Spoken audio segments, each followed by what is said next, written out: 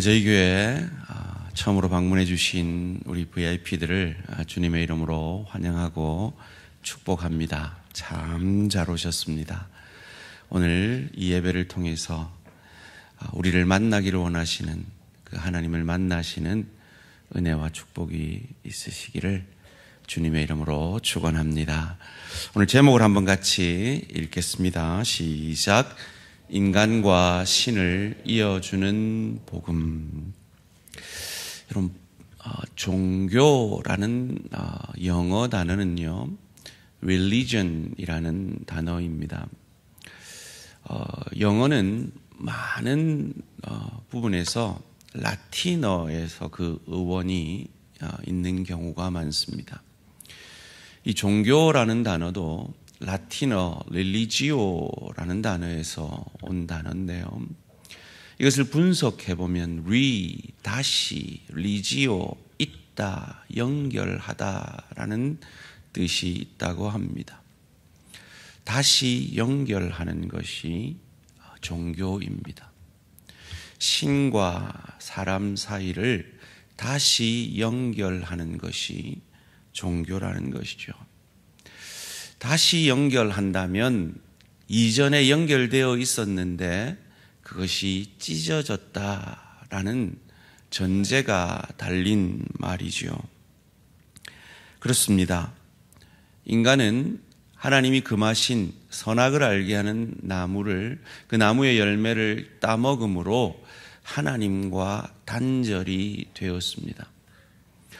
아이고, 왜 하필 하나님이 그 고약한 선악과를 만들어서 그렇게 사람들을 넘어지게 했습니까? 라고들 오해하시는데, 그 선악과를 만드신 이유는 인간을 그렇게 시험하기 위해서가 아니라 인간에게 모든 것을 허락하시고 단 하나를 금하심으로 인간은 하나님의 통치 아래 있을 때만이 행복할 수 있다는 것을 알게 하시기 위한 방편이었죠.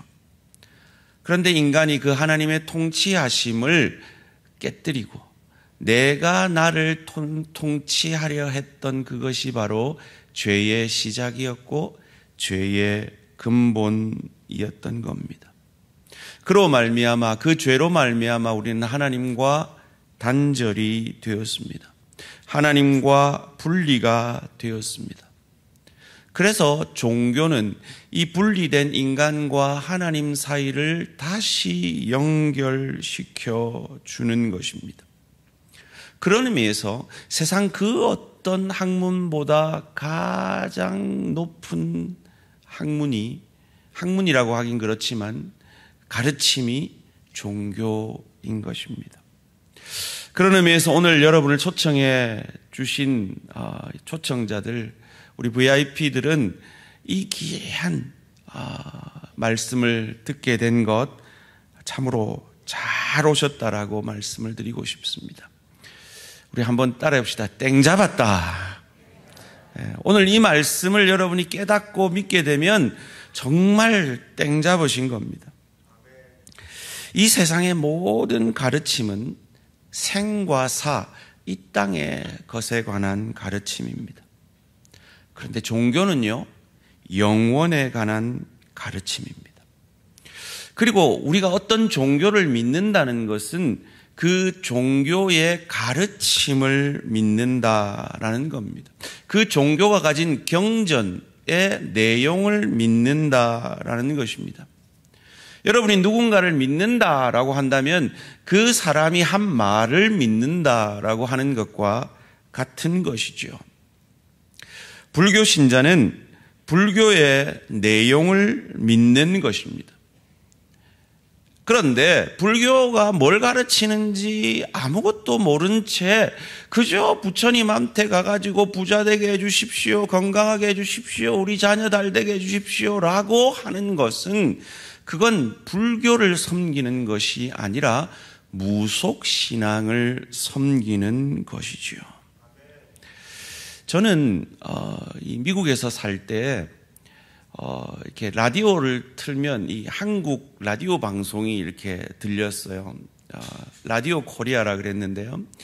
그 라디오 방송에서 어느 날 탁 차를 타서 탁 들었는데 너무 은혜로운 말씀을 누군가 하고 계신 거예요. 중간에 들어서 누군지도 모르고 너무 은혜로워요. 그래서 제가 마음으로, 입으로는 안 하고 마음으로 아멘, 아멘 그랬어요. 그랬더니 그 말씀을 다 끝나고 지금까지 마하 스님이 하신 말씀입니다 이러시는 거예요. 이 참 우리 스님들도 참 좋은 말씀을 많이 하시는구나 알게 됐죠. 여러분, 저는 사실 목사의 아들로 태어나서 불교의 내용을 잘 모릅니다. 아주 피상적으로만 알죠. 그런데 불교에 대해서 아주 깊이 연구한 어느 목사님이 불교에 대해서 이렇게 말씀을 하시더라고요. 이 불교는 두 기둥으로 되어 있다고 합니다. 하나는 무아 사상이고요. 하나는 윤회 사상입니다. 무아 사상이라는 건 말 그대로 나라는 존재는 없다라는 것이죠. 나는 존재하지 않는데 존재한다는 착각으로부터 모든 인간의 그 고뇌와 고통이 생기기 때문에 나를 닦아서 무로 가게 하는, 없어지게 되어지는 것이 이 불교의 핵심 사상 중에 하나인 무아 사상입니다. 그런데 불교는 또 다른 윤회 사상이라는 것이 있는데요. 수레바퀴 윤자에 돌회자, 즉 수레바퀴가 쉬지 않고 돌아가듯이 인간의 생과 사가 계속 돌아가서 잘 살면 사람으로 태어나고 못 살면 짐승으로 태어나는 이 생과 사가 계속된다라는 것입니다. 그런데 이 불교의 핵심 사상인 무아 사상과 윤회 사상이 사실은 서로 상충이 됩니다. 무아 사상, 나라는 존재는 없는데 그 존재가 계속 반복되어진다는 것 자체가 서로 충돌하는 것이죠. 그래서 이 무아 사상과 윤회 사상은 서로 충돌되지 않습니까? 라고 질문하는 것이 불교계에서는 금기사항으로 되어 있다고 합니다. 기독교 신앙은 성경을 믿는 겁니다.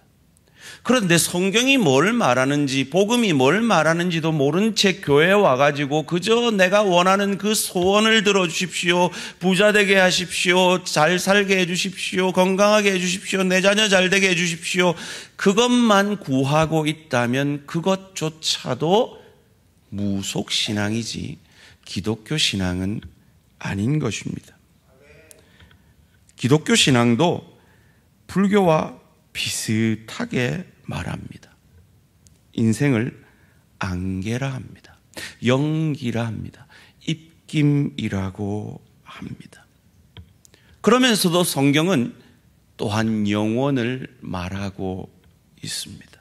인간이 영원히 존재한다라고 말을 합니다. 이 두 모순, 마치 불교의 모순처럼 모순되는 것 같습니다. 그런데 기독교는 이 모순 사이에 연결시켜주는 다리가 있기 때문에 그 다리 때문에 그것을 전혀 모순되게 여기지 않는다는 겁니다. 성경은 이렇게 시작합니다. 창세기 1장 1절 우리가 읽었죠. 다시 한번 읽겠습니다. 시작. 태초에 하나님이 천지를 창조하시니. 태초 하나님, 천지, 창조. 여러분, 이게 이해가 되십니까? 저는 이해가 안 됩니다. 사람이 이해할 수 없는 네 단어로 성경은 시작이 됩니다. 그도 그럴 것이 성경은 하나님이 우리에게 주신 말씀입니다. 우리가 그 하나님을 다 이해할 수 있다면 그분은 더 이상 하나님이 아닐 것입니다. 마치 여러분의 가정에서 여러분의 키우는 가족 같은 사랑하는 그 반려견이 여러분을 다 이해하지 못하는 것처럼 말이죠. 마치 지렁이가 이 손톱이 없는 지렁이가 손톱을 이해할 수 없는 것처럼 인간은 하나님을 다 이해할 수 없습니다. 하나님은 이해의 대상이 아니라 믿음의 대상이요, 사랑의 대상이요, 순종의 대상인 것입니다. 성경은 나는 하나님으로부터 나왔다라고 말합니다. 그래서 하나님이 나를 책임져 주신다라고 말합니다. 미국에서 한때 이 현대차가 아주 악명이 높았습니다. 타면 곧 고장나는 차로 인식이 됐죠. 그렇게 고전하던 현대차가 미국 시장에서 아주 탑으로 이렇게 비상하는 계기가 있었습니다. 그게 뭐였는가 하면 10년 10만 마일 보증을 시작했습니다. 10년 동안 엔진 트랜스미션이 고장나면 무조건 고쳐준다고 보증을 약속을 했습니다. 현대차가 불티나게 팔렸습니다. 그처럼 하나님은 우리에게 생명을 주셨고 그 생명을 하나님께로 오기까지 보증해 주신다라고 성경은 우리에게 약속하고 있습니다. 그것을 보증해 주시기 위해 주신 것이 이 말씀입니다. 인생 사용 설명서이죠. 여러분, 볼펜을 사서 볼펜 사용 설명서를 읽는 분들은 잘 없죠. 그런데 차나 냉장고나 세탁기나 비싼 물건을 사면 그 물건을 어떻게 사용하는지 설명서를 우리는 꼼꼼하게 읽습니다. 그런데 이 땅에서 가장 존귀하고 고귀한 것이 바로 나이며 우리 인생이기에 우리에게 생명을 주신 그 하나님의 인생의 사용 설명서를 우리는 귀히 여겨야 한다라는 것입니다. 왜냐하면 우리의 인생은 일생이기 때문입니다. 이생은 없습니다. 우리는 모두 일생입니다. 그런데 인간이 그 하나님이 주신 인생 사용 설명서대로 살지 않으므로 죄를 범함으로 그 결과가 이렇게 드러났습니다. 첫 번째로 인간은 죄인이 되어버렸습니다. 하나님과 단절이 되어버렸습니다. 두 번째로 낙원을 잃어버렸습니다. 그 낙원을 잃어버림으로 죽음의 노예가 되어버렸습니다. 이것을 실낙원이라고 하죠. 세 번째로 모든 죄인의 후예가 죄인으로 태어나게 되어버렸습니다. 마치 술 공장에서는 술만 만들어내듯이 죄 공장이 되어버린 인생은 죄만 만들어내는 인생이 되어버린 것입니다. 조금 더 윤리적인 죄인이 있을 뿐이고 조금 더 비윤리적인 죄인이 있을 뿐이며 조금 더 배운 죄인이 있을 뿐이고 조금 더 덜 배운 죄인이 있을 뿐이지 인생은 모두 죄인이 되어버린 것입니다. 그 죄 공장에서 죄만 생산하던 인생을 위해서 생명 공장이신 하나님께서 그의 아들, 생명이신 그의 아들을 우리에게 보내주셨습니다. 그것을 요한복음 3장 16절은 우리에게 이렇게 말합니다. 하나님이 세상을 이처럼 사랑하사 독생자를 주셨으니 이는 그를 믿는 자마다 멸망하지 않고 영생을 얻게 하려 하심이라. 하나님이 왜 이 독생자 예수를 우리에게 보내주셨을까요? 첫 번째로 그는 우리의 구원자이시기 때문입니다. 그래서 하나님과 우리 사이에 다리가 되어 주셨기 때문입니다. 그분은 죄가 없었습니다. 그런데 내 죄를 짊어지고 그분이 십자가에서 죽어 주셨습니다. 그로 말미암아 나에 대한 하나님의 죄의 저주가 다 그에게 쏟아 부어졌습니다. 그런데 거기서 끝났다면 인생은 희망이 없습니다. 그런데 그 예수, 나를 대신하여 나를 대표하여 십자가에서 죄의 저주를 받으신 그 예수가 사흘 만에 살아나신 부활자이시기 때문에 하나님은 예수님을 우리에게 보내주신 것입니다. 예수님은 석가모니나 공자처럼 고상하게 죽을 수 없었습니다. 나의 죄 때문에 그 죄에 대한 저주를 오롯이 홀로 그 수치 가운데 받으셔야 했습니다. 여러분, 예수님이 2000여 년 전에 나의 죄를 위해 죽으시고 부활하셨다는 부활자라는 이게 믿어지십니까? 여러분, 이 시대가 어떤 시대인지 아세요? 우리가 잘 아는 박혁거새가 알을 깨고 나왔던 동일 시대예요. 여러분, 박혁거새가 알 깨고 나온 거 믿어지세요? 안 믿잖아요, 우리는. 그런데 예수님이 죽었다가 살아난 건 어떻게 믿을 수 있냐 말이에요. 여러분, 이성계는 믿으시죠? 이때 아멘 하시는 겁니다. 이순신 장군님은 믿으시죠? 세종대왕님은 믿으시죠? 왜요?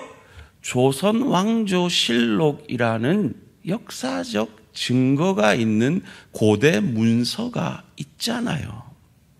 그것 때문에 믿는 거지 그 외에는 증거가 없어요. 역사는요, 한두 종류의 신빙성 있는 역사 서적만 있으면 그것을 역사로 인정을 한다고 합니다. 그런데 예수님이 십자가에서 죽으셨다라는 것은 신빙성 있는, 성경 외에 신빙성 있는 역사 자료가 5가지나 있다고 합니다.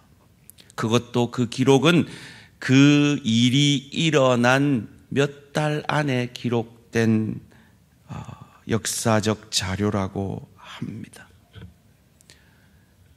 예수님께서 왜 죽으시고 부활하셨습니까?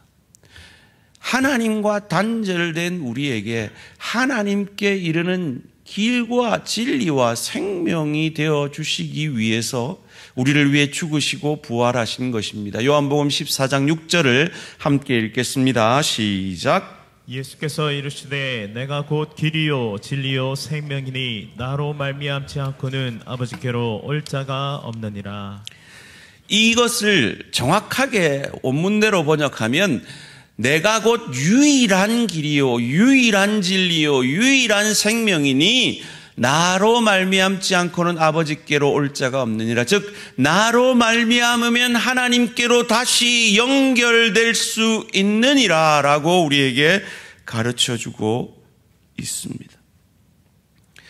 이 부활의 주님에 대해서 신뢰하지 못해서 먼저 믿은 아내가 이상한 종교에 빠졌다라고 생각하고 그 아내를 이상한 기독교라는 종교에서 구원해내기 위해서, 여러분, 미국 대학 중에 제일 좋은 대학 중에 하나가 예일 대학이라는 데가 있습니다.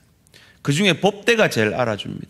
그 학교 법대를 나온 리 스트로벨이라는 사람이 시카고 트리뷴지라는 유수한 미국 이 신문사를 비롯해서 언론인으로 살아가던 이 사람이 이상한 종교에 빠진 아내 구원하려고 도서관이란 도서관은 다 찾아다니면서 이 부활의 자료를 연구하기를 시작합니다. 2년 가까이 거기에 빠져 살았는데요, 그가 2년 가까이 연구한 끝에 그가 찾아낸 고대 문서가, 부활에 대한 증거가 있는 고대 문서가 9가지가 있었다라고 합니다. 그 중에 대표적인 증거를 소개해 주면, 첫 번째로 부활의 증거는 바로 텅 빈 무덤이 부활의 증거였다 하는 겁니다. 모든 종교의 창시자나 교주들은 지금도 무덤이 있습니다. 그런데 예수님만은 무덤이 없습니다. 성경은 아리마대 사람 요셉의 그 무덤을, 유대의 무덤은 우리처럼 흙에 파묻는 게 아니라 돌을 파서 동굴에 넣고 그 시신이 사가지면 이 단지에 담아서 보관하는 그런 방식의 장례법을 씁니다. 그 아리마대 사람이 자기가 죽을 때 쓰려고 예비한 그 무덤에 예수님이 묻히셨습니다. 그리고 큰 돌을, 장정 몇 명이 움직일 수 있는 큰 돌을 막아서 그 로마 군병이 그것을 지켰습니다. 그런데 어느 날 2000여 년 전 이 주일날 아침에 이 무덤이 텅 빈 무덤으로 발견됩니다. 그 기록을 마태복음 28장 11절에서 15절은 이렇게 기록합니다. 여자들이 갈 때 경비병 중 몇이 성에 들어가 모든 된 일을 대제사장에게 알리니 그들이 장로들과 함께 모여 의논하고 군인들에게 돈을 많이 주며 이르되 너희는 말하기를 그의 제자들이 밤에 와서 우리가 잘 때 그를 도둑질하여 갔다 하라. 만일 이 말이 총독에게 들리면 우리가 권하여 너희로 근심하지 않게 하리라 하니 군인들이 돈을 받고 가르친 대로 하였으니 이 말이 오늘날까지 유대인 가운데 두루 퍼지니라. 무슨 말인가 하면 텅 빈 무덤이 발견되어서 이 로마 군병들이 큰일 났다 하는데 이 유대 지도자들이 그들에게 돈을 주어서 너희들이 잘 때 제자들이 훔쳐갔다고 거짓말로 소문을 내라 해서 그 소문이 지금까지 퍼졌다라는 말입니다. 그런데 제자들이 그 예수님을 훔쳐갈 동기가 전혀 없었다는 것이죠. 왜냐하면 예수님이 살아나서 그들이 예수님이 왕이 되어서 그들이 정권을 잡고 그들이 호의호식했다면 그건 말이 되는 거죠. 그런데 그 예수님의 시체를 가져가서 그들이 당한 고난, 그 결과가 무엇이었느냐 하면 고난이요, 죽음이었다는 거예요. 죽으려고 거짓말하는 사람이 어디 있습니까? 고난 당하려고 거짓말하는 사람이 어디 있겠습니까? 그들이 왜 예수님이 부활했다라고 고백할 수밖에 없었습니까? 그 결과로 그들에게 죽음이 오고 고난이 올지라도 그렇게밖에 고백할 수 없었던 것은 주님의 부활이, 다시 살아나심이 사실이었기 때문입니다. 두 번째 증거가 바로 그것입니다. 두 번째 부활의 증거는 목격자들이 있었다는 겁니다. 무려 12번의 다른 장소에서 515명 이상의 사람들 앞에 부활의 주님이 나타나셨다는 겁니다. 예수님을 봤다라고 하는 사람 중에 어떤 사람은 절대로 예수님 살아난 건 안 믿어. 내가 그 손을 만져보고 그 허리 창자국을 손을 넣어보기 전까지는 절대 믿을 수 없어라고 말하는 회의주의자들도 있었습니다. 그럼에도 불구하고 예수님은 그들에게 나타나 보이셨습니다. 고린도전서 15장 6절 말씀 함께 읽습니다. 시작. 그 후에 500여 형제에게 일시에 보이셨나니 그 중에 지금까지 대다수는 살아있고 어떤 사람은 잠들었으며. 여러분, 이 고린도전서라는 이 책은요, 편지였어요. 고린도에 있는 성도들에게 보내는 바울의 편지였어요. 이 편지를 쓸 때 상황이요, 예수님의 부활을 목도했다는 500여 형제가 아직도 대다수가 살아있을 때예요. 여러분, 제가 지금 1부 예배 때 설교를 하고 있잖아요. 제가 2부 때 설교를 할 때 1부 때요, 성도가요 400명이 왔어요. 이럴 수 있어요, 없어요? 여러분, 지금 여러분 한 200여 명이 여기 와 계신 거예요. 누가 봐도 400명은 지금 안 돼. 제가 400명이라고 하니까 좀 분간이 안 되십니까? 4,000명이 왔다, 이렇게 말할 수 있어요, 없어요? 없다 말이에요. 왜요? 여러분들이 시퍼렇게 눈 뜨고 지금 일부 예배를 참석한 분이 살아 계신데 어떻게 제가 거짓말을 할 수가 있겠습니까? 거짓말을 했다 하더라도 그 500명 가운데 그거 가짜인데, 거짓말인데, 금방 들통이 나고 이 성경은 권위를 잃어버렸을 것입니다. 그런데 바울은 감히 500여 형제에게 일시에 보이셨다라는 그 편지를 쓰고 있는 겁니다. 왜요? 그것이 사실이기 때문입니다.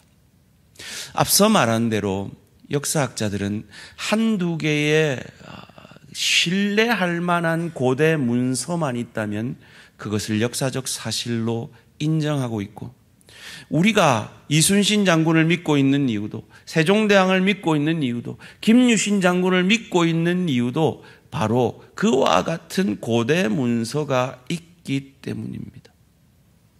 그런데 예수의 죽음과 부활을 기록한 고대 문서는 9가지 신뢰할 만한 고대 자료를 갖고 있다라고 예수의 이 부활을 2년 동안이나 깊이 연구했던 리 스트로벨이 우리에게 가르쳐 줍니다. 제가 사진을 한 장 보여드릴 텐데요. 여러분 아마 이분을 모르실 겁니다. 저도 몰랐습니다. 리오넬 루쿠라는 영국 변호사입니다. 그는 이 살인 판결을 배심원단 혹은 항소심 살인 판결에서 245번이나 연속 승리를 한 변호사라고 합니다. 그래서 기네스북에 등재된 변호사라고 합니다. 너무 위대한 변호사라 엘리자베스 여왕으로부터 기사자귀를 받았고요. 고국의 대법원 판사로까지, 영국 대법원 판사로까지 임명된 사람이라고 합니다.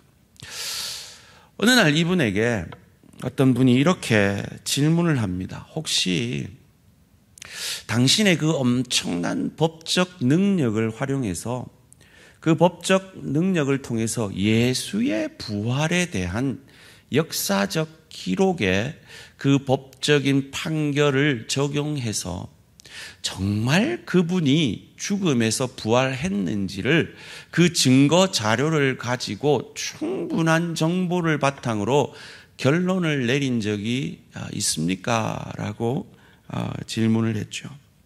그가 말합니다. 아니요. 해본 적이 없지만 그 참 흥미로우니 한번 해보겠습니다. 라고 이분도 수년을 이 문제에 매달려 조사하고 연구합니다. 그리고 그분이 내린 결론이, 저는 예수 그리스도의 부활에 대한 증거가 너무 압도적이어서 의심의 여지가 전혀 없는 증거로서 받아들일 수밖에 없다는 것을 분명히 말씀드립니다. 라고 결론을 내렸다라고 합니다. 여러분은 무엇 때문에 예수를 믿으십니까? 혹 무엇 때문에 예수를 나의 구주, 나의 하나님으로 믿지 못하고 계십니까? 만약에 여러분이 이 예수라는 사람이 2000년 전에 나를 위해 죽었다라는 이 역사적 사실이 아닐 것이기 때문에 믿지 못한다면 여러분은 지금 역사적 자료에 대해서 잘못 판단하고 계신 것입니다. 그런데 이런 사실들을 다 아는 것만으로 성경은 우리에게 구원이 임한다라고 하지 않습니다. 이 사실 앞에 이 예수 그리스도를 나의 개인적인 주님으로, 나의 개인적인 구주로 영접할 때만이 우리는 하나님의 자녀가 되고 천국 백성이 되고 하나님의 나라의 백성이 되어질 수 있다라고 우리에게 가르쳐 줍니다. 요한복음 1장 12절 말씀 함께 읽습니다. 시작. 영접하는 자 곧 그 이름을 믿는 자들에게는 하나님의 자녀가 되는 권세를 주셨으니. 여기서 영접한다는 말은 이 예수가 죽으시고 부활한 것이 나를 위한 죽음이고 나의 죄를 이기고 부활하신 주님이라는 것을 영접한다는 겁니다. 그래서 그 예수의 이름을 믿을 때 하나님의 자녀가 되는 놀라운 권세를 우리에게 주십니다. 하나님의 자녀가 된다는 건 하나님과 다시 연결되어진다는 겁니다. 그것이 바로 우리가 종교를 가지는 이유죠. 다시 한번 종교에 대해서 설명을 드립니다. 종교는 religio, 다시 연결하다라는 뜻이 있습니다. 그런데 모든 종교가 그렇지 않습니다. 예수만이 하나님께 우리를 다시 연결시켜 줄 수가 있습니다.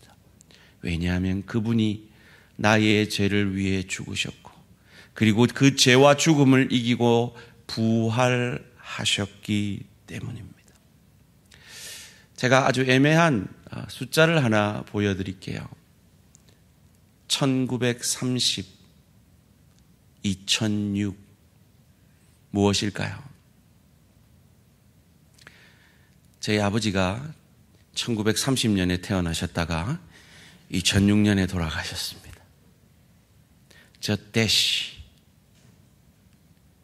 대시 안에 우리의 인생이 있습니다. 여러분은 저 대시 안에 무엇을 쓰기를 원하십니까? 그렇습니다. 인생은 입김처럼 사라지는 인생입니다. 그런데 하나님은 우리를 다시 하나님과 연결시켜 주셔서 입김같이 사라질 인생을 영생으로, 천국으로 인도하기를 원하십니다. 우리에게 생명을 명하신 그 하나님께서 그 생명을 떠나 하나님과 단절된 우리가 예수를 주로 믿기만 하면 입김 같은 인생이 영생을 사모하는 인생으로 바뀔 수 있게 된다라는 것입니다. 유명한 고갱이라는 사람이 이렇게 질문했습니다. 우리는 어디에서 오는가? 무엇이 되어야 하는가? 어디로 가는가? 한번 따라해 봅시다. 어디에서 오는가? 무엇이 되어야 하는가? 어디로 가는가? 여러분, 이 질문에 답이 있으십니까? 우리는 하나님으로부터 생을 명하여 이 땅에 왔습니다. 그리고 그 생을 명하신 하나님께서 우리와 다시 연결되는 새로운 피조물로 우리는 하나님 앞에 살아야 함을 성경은 우리에게 가르쳐 줍니다. 그리고 내 코끝에서 그 숨이 멈는 그 순간에 공동묘지를 뛰어넘어 우리는 영원하신 하나님께로 다시 돌아갈 것입니다. 그 하나님과 우리를 연결시켜주는 것이 오늘 여러분이 들은 복음입니다. 이 복음을 받아들이고 예수님을 나의 구주, 나의 하나님으로 이 시간 기도로 영접하실 수 있습니다.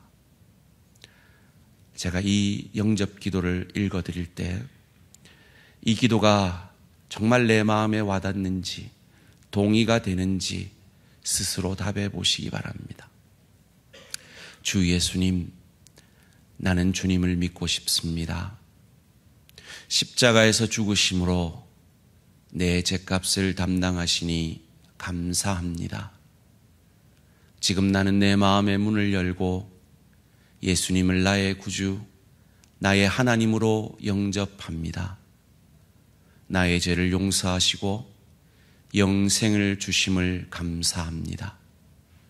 나를 다스려 주시고 나를 주님이 원하시는 사람으로 만들어 주옵소서. 예수님의 이름으로 기도합니다. 아멘.